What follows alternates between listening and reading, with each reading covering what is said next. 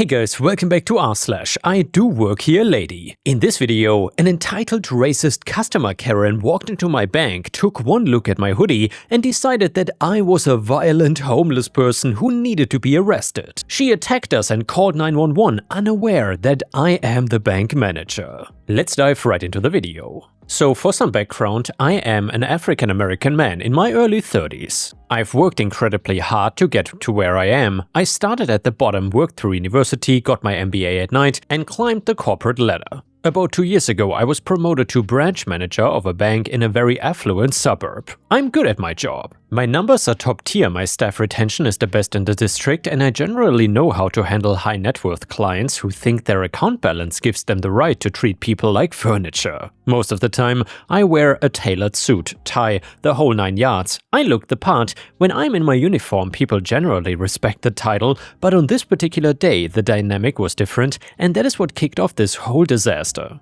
Our branch has been undergoing some facility upgrades. We were having issues with the HVAC system in the server room, which is a massive compliance risk. If those servers overheat, we lose transaction capabilities and the security feeds can cut out. It's a nightmare scenario. I had scheduled a specialized technician to come in on a Saturday morning to fix it so it wouldn't disrupt business hours. Since we are open on Saturdays from 9 AM to 1 PM, I decided to come in, let the guy into the restricted area and do some paperwork in the back while he worked. Because I was not planning on being customer-facing, I intended to stay in the server room or my back office the whole time. I did not dress up. I just wore a grey hoodie, black joggers and some expensive sneakers. It was clean but definitely not business professional. I looked like a guy going to the gym or running errands, not the branch manager of a financial institution. I arrived around 8:30 AM to let the tech in, and by 10 AM, the lobby was open and buzzing. We had a full staff, 3 tellers on the line, 2 personal bankers at their desks, and our security guard, let's call him Ben.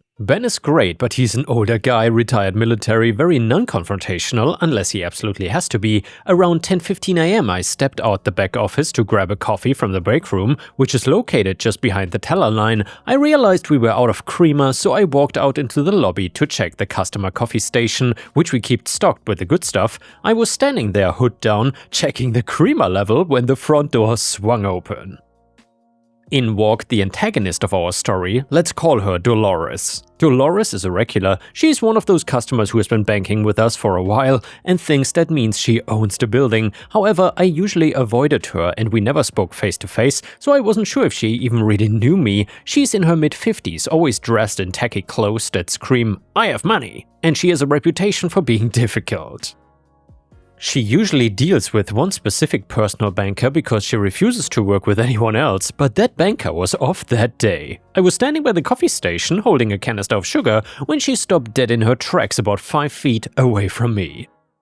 She looked me up and down with a look of absolute disgust that I have unfortunately seen before. It is the look that says, "You don't belong in my space." I smiled purely out of customer service habit and said, "Good morning." She did not respond to me. Instead, she loudly cleared her throat and looked towards the teller line where my lead teller, Luna, was helping another customer. "Luna!" Dolores barked, ignoring the line of people. "Luna, excuse me." Luna looked up, startled. "Good morning, Miss Dolores. I'll be with you in just a moment. I'm currently helping—" "No, you need to handle this now," Dolores interrupted, pointing a manicured finger directly at me. "Why is there a vagrant in the lobby? This is unacceptable. I don't feel safe." The lobby went quiet. I looked around, genuinely confused for a split second before realizing she meant me, and she has labeled me a vagrant. I tried to de-escalate immediately. I laughed a little, thinking I could charm my way out of the misunderstanding. "Ma'am, I assure you, I'm not a vagrant. I'm just—" "Don't speak to me," she snapped, recoiling as if I had a contagious disease or something. She turned back to Luna, her voice rising an octave. "Luna, call security. He's harassing me. He's probably casing the place. Look at him. He looks like he just rolled out of a gutter." Ben, our security guard, was over by the ATM, assisting an elderly gentleman. Hearing the commotion, he started walking over. "Ma'am," I said, dropping the customer service voice and using my stern manager voice, "you need to lower your voice. I work here." She let out a sharp, incredulous laugh. "You work here? Looking like that? Don't insult my intelligence. You're probably the janitor's assistant or some homeless person who wandered in for free coffee. Get out now." "I'm the branch manager," I stated clearly. "My name is on the door over there." I pointed towards my office, which has a plaque with my name on it. "Liar!" she screamed. "The manager is a gentleman in a suit. I've seen him before. You're a liar and a thief. Get out before I have you arrested. I'm a loyal customer of this bank and I'm hereby banning you from the premises, you disgusting thug." At this point, Ben arrived. "Is there a problem here, Mrs. Dolores?" "Yes, Ben, finally," she gestured wildly at me. "Remove this African thug from the bank. He's harassing me and claiming to be the manager. Can you believe the audacity? Get him out of here." Ben looked at me, then back at her, looking incredibly awkward. "Miss Dolores, this is the manager. That is Mr. OP." You would think that would be the moment the realization hit her. You would think a normal person would pause, look closely and say, "Oh my god, I'm so sorry, I didn't recognize you out of your suit." But Dolores is not a normal person. She's a woman fueled by a lifetime of entitlement and unchecked bias, so she doubled down. She turned on Ben. "Are you in on it? Did he pay you off? Or are you just incompetent? I know who the manager is and it's not this street person. If you won't do your job, I will call the police myself." She whipped out her phone. "Ma'am," I said, stepping forward, "you're causing a disturbance. You're disrupting my staff and other customers. I need you to leave the branch immediately. We can discuss this on Monday when you've calmed down, but right now you are trespassing." "I'm trespassing?" she shrieked. "I have more money in this bank than you will make in your entire life. You're banning me? I'm banning you. You're banned from this bank." It was so absurd. I almost laughed, but the rage in her eyes was genuine, and she was dialing 911. "Yes, I'm at the bank name on Main Street. There's a man here, he's aggressive and he looks like a homeless drug addict and he's refusing to leave. The security guard is refusing to help too. I think they might be robbing the place. Please send officers immediately, I feel threatened." She hung up and looked at me with a smug grin. "They're coming, you're going to jail." I sighed and looked at Luna.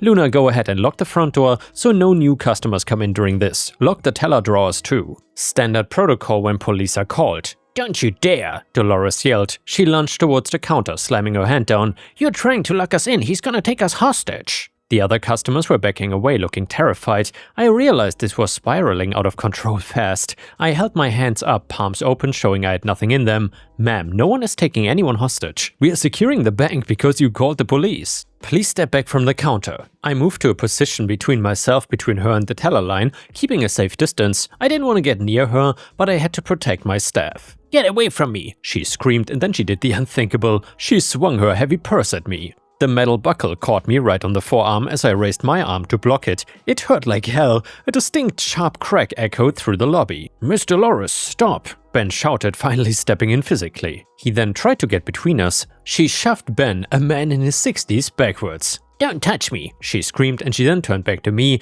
and spit in my face. "You filthy animal!" That was it. The line was crossed. "Ben, restrain her," I ordered. "Assault! Restrain her now!" Ben, despite being on the ground, grabbed her ankle, but she kicked free and she was in a frenzy. She grabbed a stapler from the check writing desk and hurled it at Luna behind the glass. Sirens wailed outside. Thank God. 2 police officers burst through the door, guns not drawn but hands on their holsters. They saw the scene, me in a hoodie wiping spit off my face, Ben on the floor, customers cowering in the corner, and Dolores standing there, chest heaving, pointing at me. "Drop it!" the officer yelled at me. I was not holding anything, but I immediately raised my hand. "He attacked me!" Dolores screamed, instantly switching to victim mode. Tears started flowing as if on command. "He attacked me! He's the one! He hit the guard!" The officers looked at me. I fit the description that she gave on the phone. Black male, hoodie, aggressive. One officer moved towards me. "Sir, turn around and place your hands behind your back." "Officer," I said calmly, not moving my hands from the air. "I'm the branch manager. That woman has assaulted me and my security guard. I have identification in my back pocket." "Liar, he's lying!" Dolores shrieked. "Sir, turn around," the officer repeated less aggressively, but still firm. He was not taking any chances. I complied, he handcuffed me, it was humiliating, and my staff was watching. My customers were watching, and Luna was screaming from behind the glass. "He's the boss! That is Mr. OP! Leave him alone!" The second officer went to Dolores. "Ma'am, are you injured?" "He tried to kill me," she sobbed. "I came in to make a deposit and he started screaming at me." "Officer," Ben groaned, pulling himself up from the floor. "She's lying. That man is the manager. She went crazy. She hit me and she hit him with her bag." The officer holding me paused. "You're the manager?" "Yes, my wallet is in my back right pocket. My business cards are on that desk over there." The officer patted me down, found the wallet and opened it. He looked at the ID, then at the business card on the desk and then at me, and he uncuffed me immediately. "My apologies, sir," he said, his demeanor changing instantly. "We got a call about a violent transient." "I gathered," I said, rubbing my wrists. "I would like to press charges. Assault, battery, trespassing, and whatever else you can stick on her. We have 4K video surveillance of the entire incident, including audio." The color drained from Dolores' face. The reality of the situation was starting to penetrate her delusion. "He assaulted me first," she stammered, but it lacked conviction. "Ma'am," the second officer said, his voice hard, "we have witnesses saying that you shoved the guard and hit this man. Place your hands behind your back." Watching Dolores get handcuffed was one of the most satisfying moments of my life. She started screaming again. "Do you know who I am? I know the mayor. I will have your badges. This is a conspiracy." They marched her out to the cruiser. I gave a statement, Ben gave a statement, and Luna and 2 other customers gave statements too.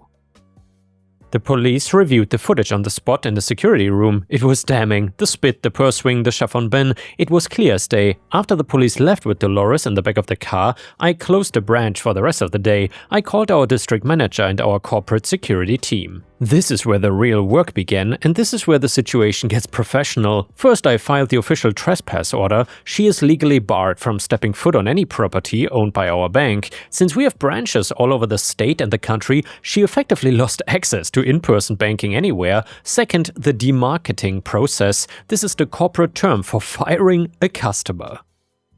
I sent the footage and the police report to our risk-managed department. So usually, closing a customer's account takes 30 days notice. In case of violence against staff though, it is immediate. On Monday morning her accounts were frozen.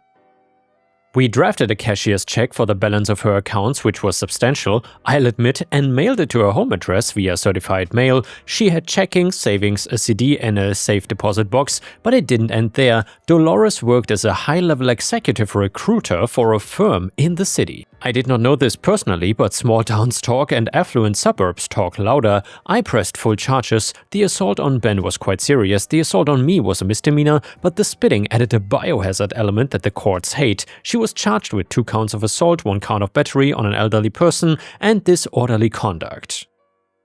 Furthermore, her employer found out executive recruiters rely entirely on reputation and networking. You can't have a person representing your firm who gets arrested for assaulting a black bank manager and screaming racial slurs. The witnesses confirmed the thug and vagrant comments, and I heard through a friend of a friend who works in her building that she was fired for cause about 2 weeks after the arrest.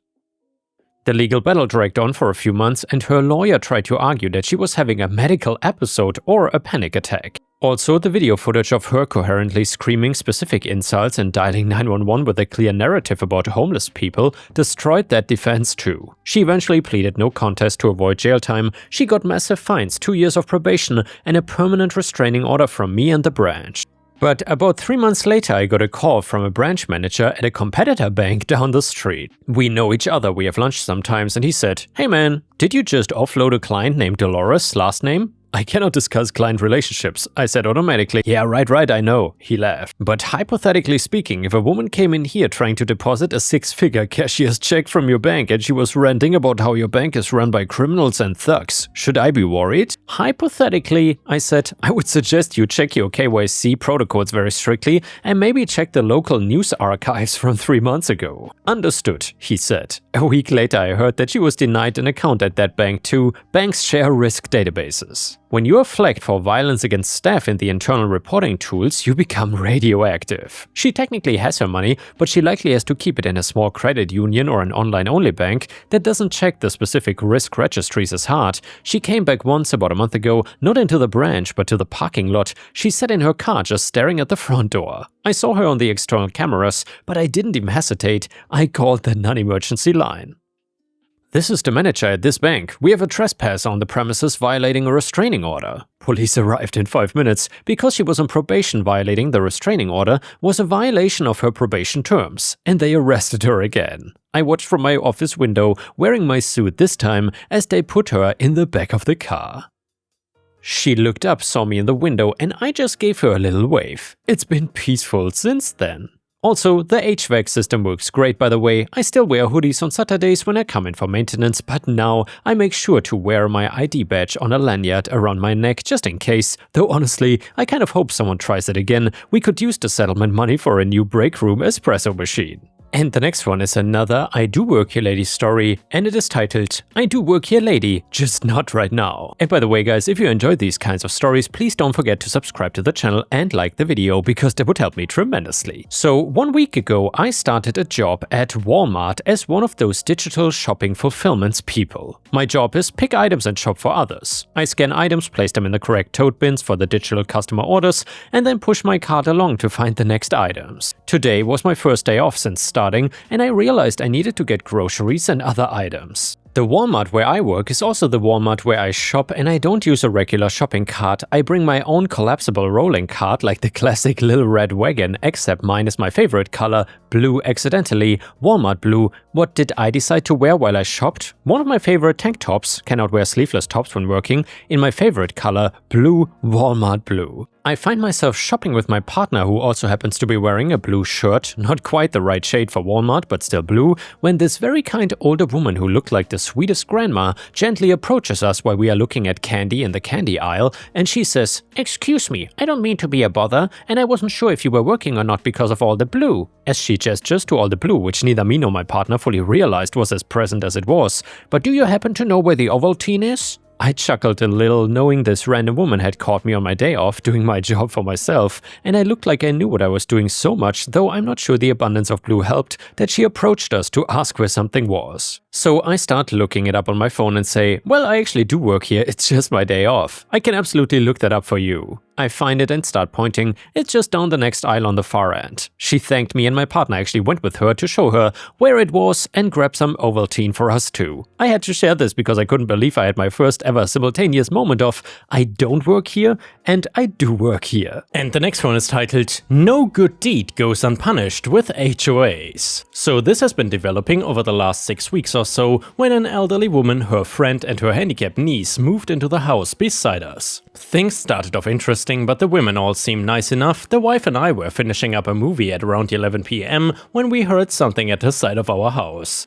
It sounded like someone was trying to get through our side gate into the backyard. Upon investigating, I saw that someone was trying to get in. Our new neighbors had just driven into town and were confused about which side gate was theirs and were attempting to open our locked gate. I helped them get into their own yard. Their real estate agent had left their key in the backyard and helped them move their bags into their house. I got to meet the 3 women who were moving in and realized that they were in no shape to be moving heavy things around the house. The new owner, Candy, not her real name, but her real name is still a stripper's name, so I think it works, is in her 70s and gets around with a cane. Her friend, I believe that they are romantically involved, but we live in the South, so I think she's accustomed to not saying so explicitly, gets around with a walker, and the niece is in her 50s and is quite severely mentally handicapped. Seeing this, I offered to help them move anything that the movers had misplaced. Candy was mentioning that some items were in the wrong rooms, but that I had to be getting home soon and would be back tomorrow to help.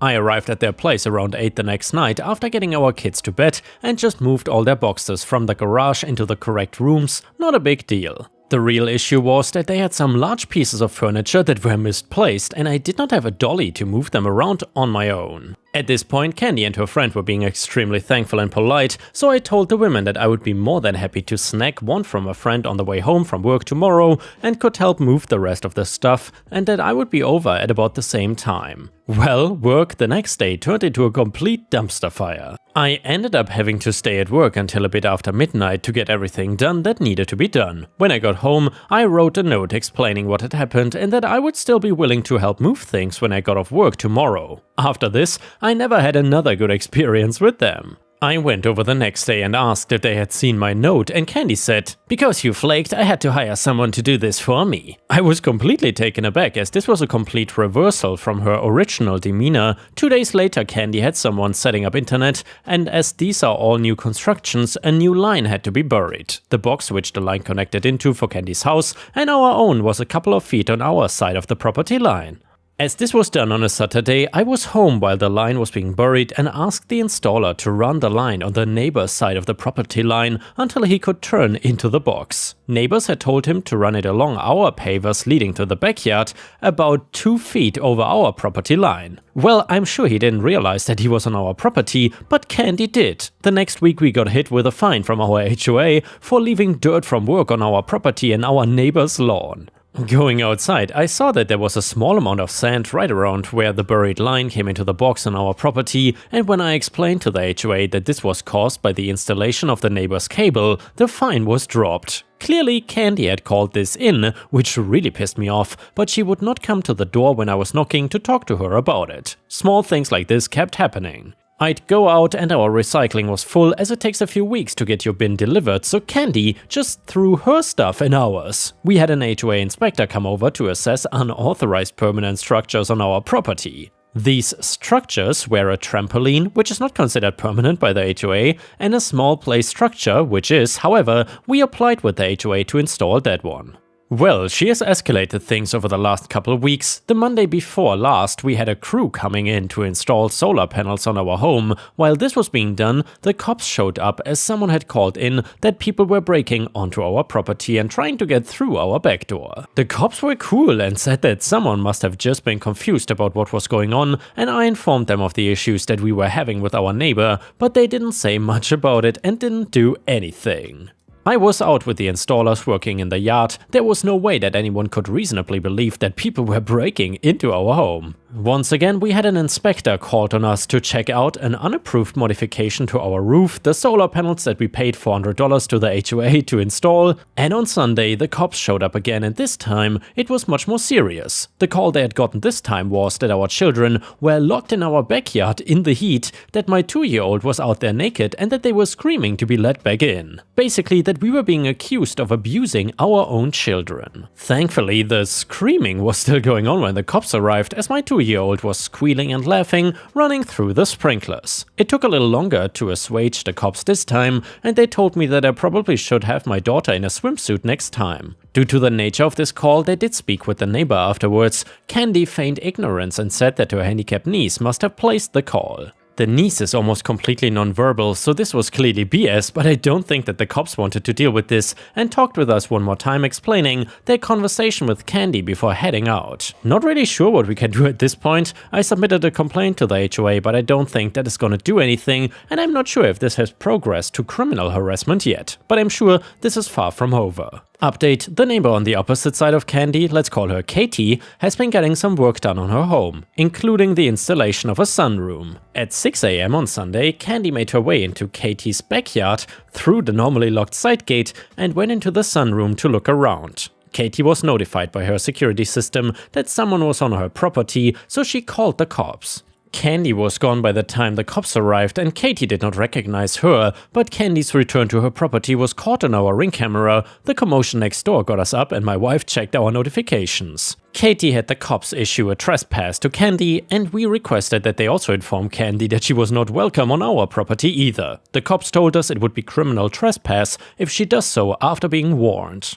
We reached out to a local security company regarding getting cameras on the sides and back of our home. The quote is a bit out of our budget, so we'll be looking around for more options, but we'll definitely be installing them. I know we can save a ton of money by setting up our own system, but the wife hates exposed wires, and it's definitely out of my capacity to do something she would find acceptable. Update to the story: Candy's antics continued, making our lives miserable. But we were determined not to let her win. We finally found an affordable security system that met our needs and installed cameras around our property. This gave us peace of mind and a way to document any further incidents. About a week later though, we received another fine from the HOA. This time it was for a supposed unapproved garden structure that didn't even exist. I had enough. I gathered all the documentation of Candy's false reports, the police visits, and the fines we received due to her baseless complaints. I presented this to the HOA board during their next meeting, detailing the harassment we had endured. I was not alone. Katie also shared her experience with Candy trespassing on her property. Our combined testimonies were compelling. The board agreed to put Candy on notice for her actions and informed her that any further false reports would result in fines against her and possible legal action. Things seemed to calm down for a while, but Candy couldn't help herself. She made another false report to the HOA, claiming that we were building an unauthorized shed. This time, the HOA fined her for harassment and issued a formal warning. Not long after, we noticed a for sale sign in Candy's yard. It was a huge relief. When she finally moved out, we felt like a dark cloud had lifted from our lives. The new neighbors were a friendly young couple who quickly became friends with us and Katie. They even invited us over for a barbecue to celebrate their move-in. In the end, we didn't just survive Candy's harassment, we thrived. Our community stood by us and we strengthened our bond with our other neighbors. We now enjoy our home and neighborhood without the constant stress of false accusations and petty complaints. Our children play freely in the yard and we have resumed our peaceful evenings. And the next one is another IDOWorkHereLady story that is titled, "My dad owns this place, you cannot ban me from here." So this happened this summer after my sophomore year of college. Of all of the businesses that my father owns, the only one that I've ever gotten free service from is the Drive Up coffee shop. I've always been allowed to stroll on in and pour myself a drip coffee whenever I want. If I wanted something fancy, I would have to pay, but I rarely if ever did this. Well, shortly after coming back to my hometown, I stopped by to grab a cup. As usual, I walked through the door in the back to bypass the line and serve myself. The second I walked in, I hear, "What are you doing? You cannot be in here. Get out!" The girl working was not here the last time I had visited at the end of last summer, and I realized that it must be pretty shocking to have some random guy walk into the small shack that you work in. I tried to explain to her that my father owns the shop and that I was just coming in to grab a cup before I was on my way. She was flustered and just kept telling me to get out, so I went to my car, pulled around in line, and waited my turn. However, when I got to the window, she saw me and was pissed, telling me that she was not gonna serve me. I again took the chance to explain that my father owned the shop and that I'm sorry that I startled her. She told me that she knows Pastor Father because she goes to his church and she knows his son, and that was not me. I had semi-recently come out as an atheist, so I didn't go to my father's church anymore and had not met her, but my brother did. She told me she would call the cops if I didn't leave and that I was not welcome at the shop ever again, so I drove off, called my dad and asked if he would want to meet me for a cup of coffee soon, and he agreed. The look on her face when I showed up with my dad at the walk-up counter and he introduced the two of us was fantastic. I hadn't told my dad what had happened an hour ago, but I explained then and he thought it was the funniest thing ever. I didn't have any issues after that, but made sure to come to the window if there was someone working who I didn't recognize in the future to avoid such a situation. And yeah guys, thank you for watching. Please don't forget to check out my endless playlist on the left and I will see you again tomorrow.